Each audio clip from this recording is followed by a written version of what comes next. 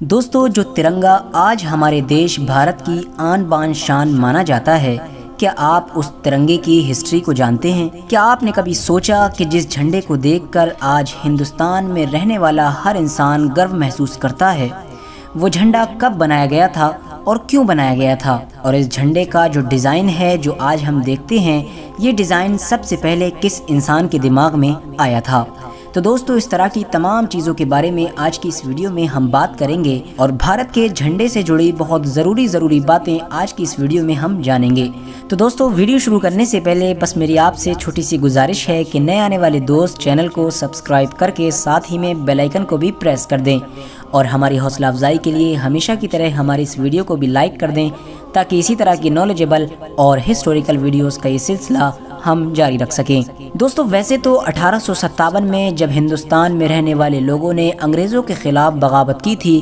तब ही से हिंदुस्तान में रहने वाले लोगों को एक झंडे की कमी महसूस होने लगी थी, क्योंकि हिंदुस्तानी अंग्रेज़ों के ख़िलाफ़ जब भी कोई आंदोलन किया करते थे या बड़ी रैली निकालने की सोचा करते थे, तो उनके पास कोई ऐसा झंडा मौजूद नहीं हुआ करता था जिसके ज़रिए से वो तमाम हिंदुस्तान के लोगों को, चाहे वो हिंदू हो, मुस्लिम हो, सिख हो या ईसाई हो, सबको एक झंडे के नीचे जमा कर सकें। और किसी भी जंग के लिए सबसे ज़रूरी चीज़ झंडा होती है, क्योंकि उसी झंडे के नीचे ही तमाम की तमाम फौज जमा होती है, और वो हिंदुस्तान के लोगों के पास अभी तक मौजूद नहीं था। लेकिन क्योंकि दोस्तों, अंग्रेज़ों के ख़िलाफ़ अब पूरे हिंदुस्तान में जगह जगह पर लड़ाई शुरू हो चुकी थी, इसी वजह से हर इलाके में लोगों ने अपना अपना हिंदुस्तानी झंडा बनाना शुरू कर दिया था। अगर आप इंडिया के झंडे की हिस्ट्री को पढ़ेंगे तो सबसे पहले आपको 1906 में बनाया हुआ वो झंडा दिखाई देगा जो बंगाल में बनाया गया था। बंगाल में अंग्रेज़ों के ख़िलाफ़ एक रैली निकाली गई थी, जिसमें एक ऐसा झंडा बनाया गया था जो 3 रंग से बनाया गया था, और ये शायद हिंदुस्तान का पहला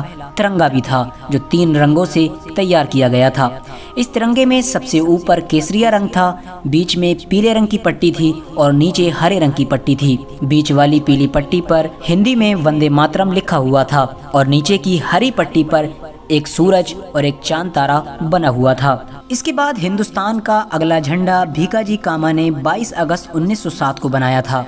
ये झंडा बंगाल के झंडे से थोड़ा सा अलग था। इसमें सबसे ऊपर वाली पट्टी हरी थी और नीचे की पट्टी केसरिया नहीं बल्कि लाल कलर की थी। बाकी तकरीबन ये झंडा बंगाल के झंडे की ही तरह सेम था। उसके बाद धीरे धीरे फादर ऑफ नेशन यानी गांधी जी को भी हिंदुस्तान के झंडे की टेंशन सताने लगी थी,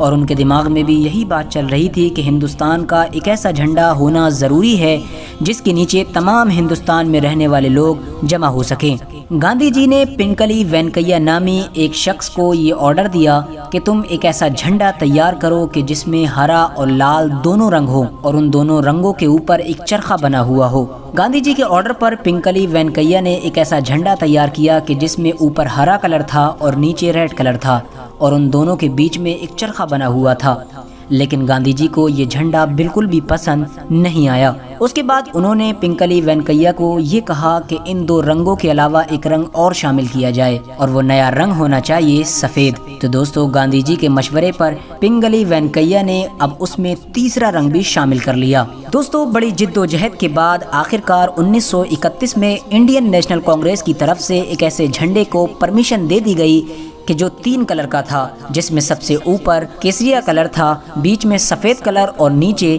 ग्रीन यानी हरा कलर था, और उस झंडे के बीच में एक चरखा बना हुआ था जो गांधी जी की फरमाइश पर बनाया गया था। उसके बाद 1931 से लेकर 1947 तक यही इंडिया का झंडा रहा, और इसी झंडे के नीचे पूरे इंडिया के लोगों ने अपनी आज़ादी की लड़ाई लड़ी थी। 1947 में जब अंग्रेज़ भारत को छोड़कर चले गए तो पूरे हिंदुस्तान के सामने सबसे बड़ा सवाल और सबसे बड़ी मुसीबत यही थी कि आखिर अब भारत का झंडा कैसा बनाया जाए, क्योंकि अभी तक जिस झंडे के नीचे रहकर हिंदुस्तान के तमाम लोगों ने अंग्रेज़ों से लड़ाई लड़ी थी, वो भारत का झंडा नहीं था बल्कि कांग्रेस पार्टी का झंडा था, और भारत के झंडे को कांग्रेस पार्टी के झंडे से अलग रखना बहुत ज़रूरी था। 1947 में एक ऐसी टीम बनाई गई जिसे ये जिम्मेदारी दी गई कि वो भारत के पुराने झंडे में बदलाव करके इंडिया का एक नया झंडा तैयार करे। उस टीम में जवाहरलाल नेहरू, डॉक्टर भीमराव अंबेडकर, सरदार वल्लभ भाई पटेल और डॉक्टर मौलाना अबुल कलाम आजाद जैसे बड़े बड़े नेता शामिल थे। दोस्तों, उस वक्त संविधान सभा के एक जनरल सेक्रेटरी हुआ करते थे जिनका नाम था बदरुद्दीन तैयब जी।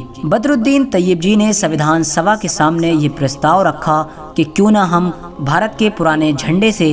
चरखे को निकाल कर उसकी जगह अशोक का चक्र लगा दें। बदरुद्दीन तैयब जी का ये प्रस्ताव सभी लोगों को बहुत पसंद आया और फिर हमेशा के लिए बदरुद्दीन तैयब जी के इसी प्रस्ताव को मान लिया गया और भारत के तिरंगे में अशोक के चक्र को शामिल कर लिया गया। लेकिन दोस्तों, बदरुद्दीन तैयब जी ने जो प्रस्ताव संविधान सभा के सामने रखा था वो उनके खुद के मन का आइडिया नहीं था, बल्कि बदरुद्दीन तैयब जी की एक बीवी हुआ करती थी जिनका नाम था सुरैया तैयब जी। उन्हीं के मन में ये आइडिया आया था। बदरुद्दीन तैयब जी की वाइफ यानी सुरैया तैयब जी ने कागज पर तिरंगे का नक्शा बनाया था और उसमें चरखे की जगह अशोक का चक्र शामिल किया था और कागज के टुकड़े पर बने हुए तिरंगे के उसी नक्शे को बदरुद्दीन तैयब जी ने संविधान सभा में पेश किया था, जिसे हर एक ने बड़ी खुशी के साथ कबूल कर लिया था और आज तक हमारे देश का झंडा बिल्कुल वैसे ही बना हुआ है और उसी डिजाइन के साथ लहरा रहा है। लेकिन दोस्तों, ये बड़े ही अफसोस की बात है कि जिस सुरैया तैयब जी ने हमारे देश के झंडे को एक नया डिजाइन दिया था, आज हम उन्हीं को भूल गए हैं। अगर आप लोगों को ये वीडियो पसंद आया हो तो इस वीडियो को जरूर लाइक करें